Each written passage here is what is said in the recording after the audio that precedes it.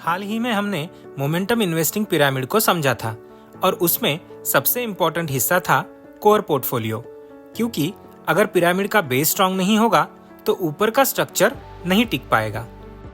Core portfolio का simple meaning है आपके पोर्टफोलियो का फाउंडेशन। यही वो स्टॉक होते हैं जो लॉन्ग टर्म वेल्थ क्रिएशन में सबसे बड़ा रोल निभाते हैं।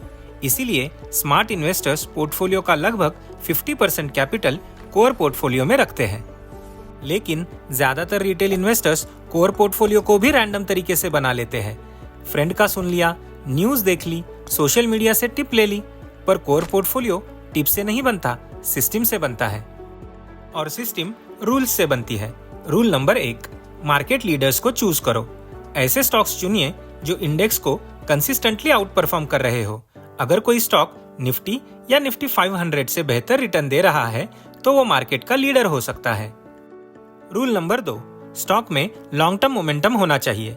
इसका एक सिंपल रूल हो सकता है, जैसे कि स्टॉक अपने 50 वीक मूविंग एवरेज के ऊपर ट्रेड हो रहा हो और लॉन्ग टर्म ट्रेंड स्ट्रांग हो। Strong stocks generally strong trend में ही मिलते हैं। रूल नंबर 3, क्वालिटी बिजनेसेस को चूज करो।